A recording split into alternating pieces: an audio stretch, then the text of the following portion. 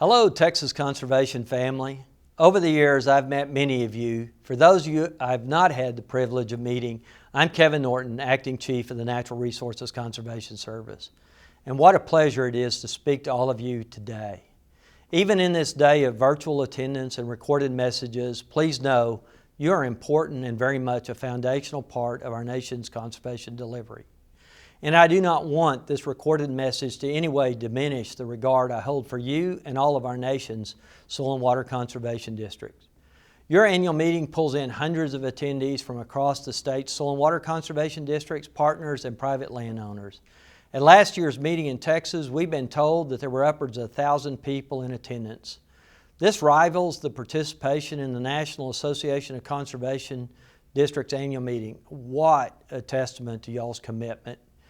This is a true example of the commitment to conservation of our natural resources that exist across all of your 254 counties.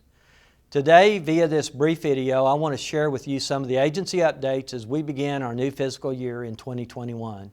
But first, let me say how great it is to share with you that you have a permanent state conservationist for Texas. Christie Oates, who many of you know, began her new position on October the 25th. Took a little longer than we expected to navigate the hiring steps. However, it is final and we are extremely happy this leadership position is now filled and you have a true partner in conservation leadership for you to work with in the great state of Texas. COVID-19. Who would have ever thought that we'd be facing a pandemic beginning at the early part of 2020 and still continuing today, and who knows for how long? Despite the uncertainty and challenges COVID has presented, NRCS and Conservation District employees continue to work hard and adapt new ways of delivering our services to our customers. Our employees found their way through the challenges of delivering customer service by working across truck beds, learning how to conduct Teams meetings, to setting up signing stations outside the front door of service centers and offering drive-through opportunities for customer service. We have deployed and upgraded our web-based tools and extended the workplace into our employees' homes and even our customers' homes. A long-needed effort we undertook this past year was the establishment of a new mission and vision statements. This was critical to moving our agency forward in the delivery of conservation solutions so our customers can protect the natural resources and feed a growing world. As Secretary Perdue's motto says, do right and feed everyone. NRCS's new mission and vision meet this charge. When we have transitions at the chief level, priorities can change, and with change comes some uncertainty. Let me assure you that we are carrying forward into 2021 the priorities that former Chief Lohr established in 2020.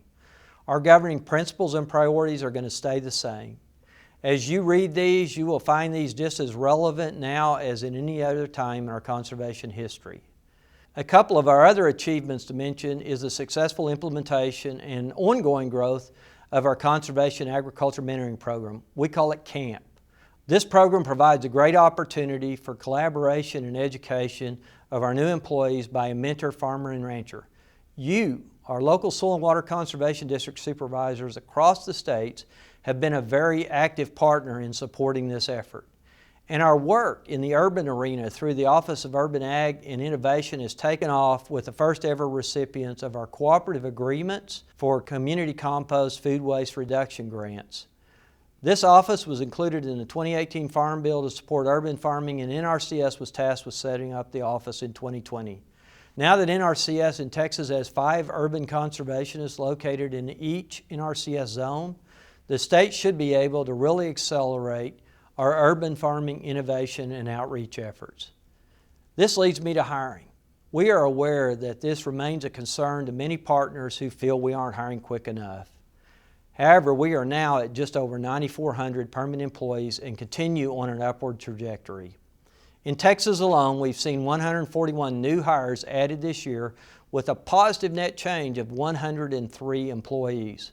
Our focus is to get another 1,600 positions added nationally and have no less than 90% of these positions located in the state office and at the local field office level. 2018 Farm Bill programs, wow, there was a tremendous effort across the states out in the field to continue to deliver the Farm Bill programs even in the environment that we were in with COVID, and to continue that assistance to customers with conservation planning and with conservation program contracts.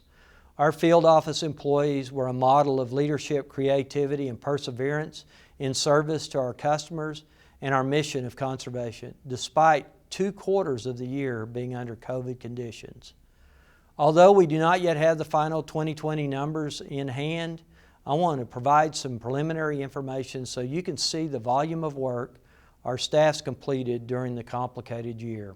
For the Environmental Quality Incentive Program, over 30,000 new contracts provided nearly $1.1 billion of assistance on 9.6 million acres. Phenomenal. Additionally, the Office of Management and Budget concluded their review on the EQIP final rule, and we've published the final rule for both EQIP and the Conservation Stewardship Program.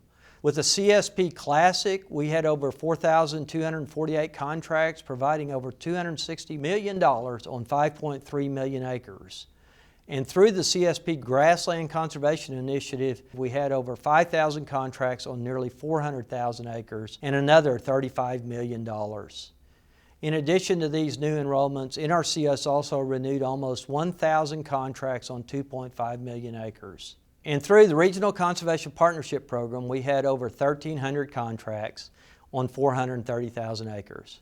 With that said, our agency will continue to leverage conservation planning and to streamline Farm Bill program delivery for each and every customer that reaches out to us. I'll wrap up with our funding picture for this coming year. As in many years, we're operating under a continuing resolution until December the 11th. This equates to roughly 19.7% of our fiscal year 2020 discretionary appropriations. This is conservation technical assistance, soil survey, plant materials, and most of our watershed operations funding. For our mandatory programs like Environmental Quality Incentive Program, Conservation Stewardship Program, and the Regional Conservation Partnership Program, we have the funding and are working towards sign-ups and other aspects of the program to get these funds out on the ground to do the work of conservation with our partners and customers. So as you can see, it was an interesting and productive year for the agency and conservation districts in fiscal year 2020. I thank you, our partners, for your passion, your hard work, your perseverance, and most of all for your dedicated commitment to our nation's farmers, ranchers, forest landowners, and partners. Thank you, and have a great day and have a great meeting.